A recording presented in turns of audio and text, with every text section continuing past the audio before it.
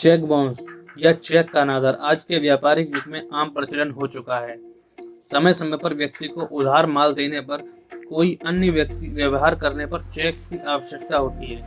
इसी प्रकार चेक के बाउंस हो जाते हैं। उस चेक बाउंस को प्राप्त करने वाले को भुगतान नहीं हो पाता है। इस वीडियो में आप ये समझेंगे कि आपका चेक जब बाउंस हो जाए तो स्वयं नोटिस भेजने की प्रक्रिया और उसके नियम क्या हैं और कैसे आप भी एक चेक बाउंस का नोटिस भेज सकते हैं। सामान्यतः यह माना जाता है कि जब भी कोई चेक बाउंस होता है तो उसके लिए नोटिस किसी अधिवक्ता द्वारा ही प्रेषित किया जाएगा, परंतु यह आवश्यक नहीं है। कोई भी व्यक्ति नोटिस किसी अधिवक्ता द्वारा प्रेषित किया जाए ऐसा मैंडेटरी नहीं है।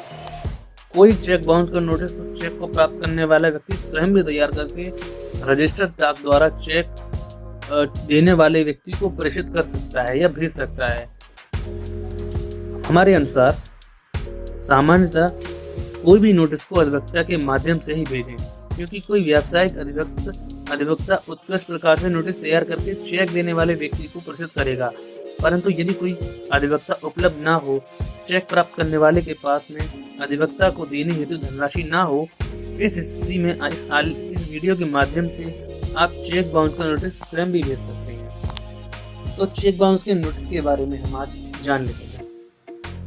नेगोशिएशन इंस्ट्रूमेंट एक्ट की धारा 138 के अंतर्गत, इसको हम शॉर्ट में NIE एक्ट 138 के भी कहते हैं, इसके अंतर्गत चेक बाउंस होने पर चेक बाउंस का मुकदमा संस्थित किया जाता है।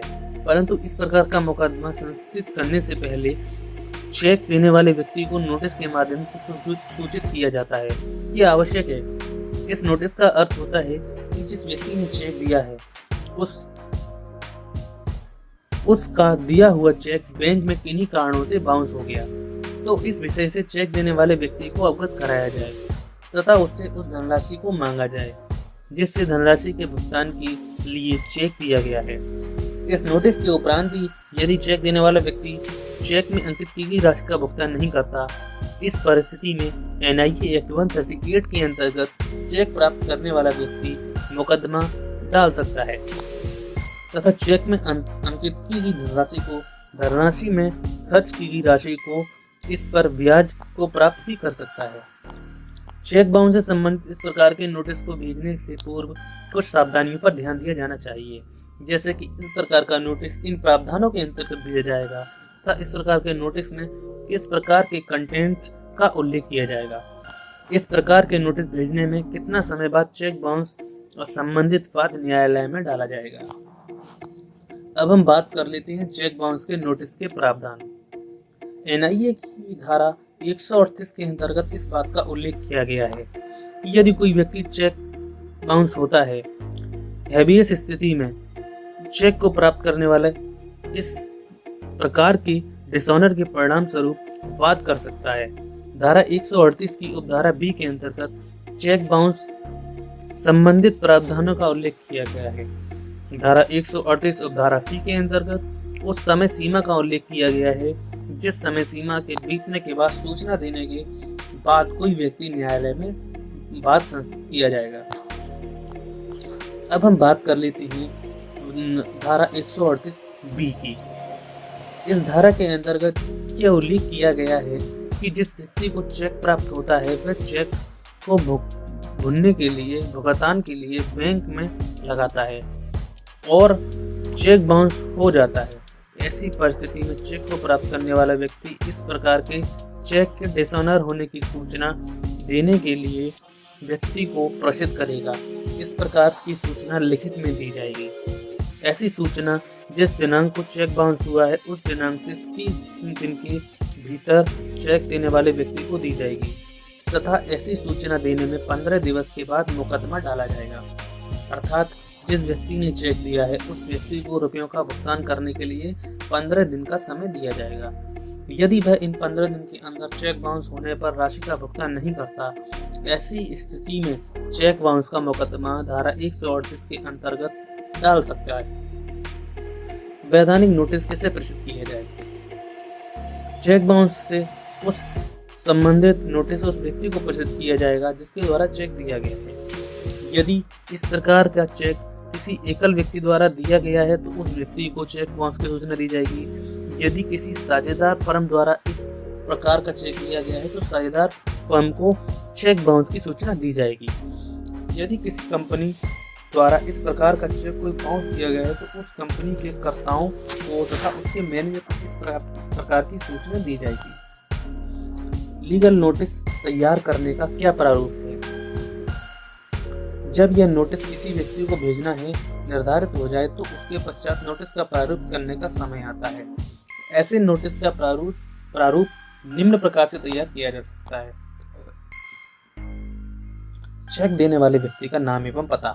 जिस व्यक्ति द्वारा चेक दिया गया है उस व्यक्ति का सही नाम और उसका पता सर्वप्रथम नोटिस में अंकित किया जाएगा। नाम और पता अंकित करते समय यह ध्यान देना चाहिए कि इसमें किसी प्रकार की कोई भी त्रुटि नहीं होनी चाहिए जिससे नोटिस अवैध होता है।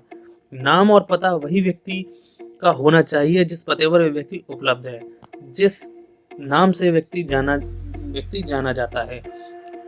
अब चाहे वह कोई फर्म हो या कंपनी हो। सम व्यवहार का उल्लेखन। कोई भी चेक यूं ही नहीं दिया जाता, अपितु चेक देने के पीछे कोई सम व्यवहार होता है। उसके परिणाम स्वरूप इस प्रकार का चेक दिया जाता है जो भी सम व्यवहार चेक देने और चेक लेने वाले व्यक्ति को बीच हुआ हो। उस सम व्यवहार का संपूर्ण उल्लेखन लीगल नोटिस में किए ही जाना चाहिए। नाम और पता लिखने के बाद सम व्यवहार का उल्लेख किया जाना चाहिए। चेक का उल्लेखन।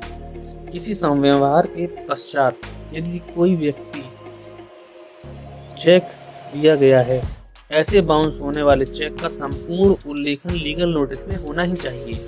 यह चेक किस व्यक्ति के नाम से दिया गया है, किस शाखा में दिया गया है, किस बैंक का चेक दिया गया है और किस दिनांक को जारी किया गया है, उस बैंक का IFSC कोड क्या है, इस संबंध में संपूर्ण जानकारी होना अति आवश्यक है।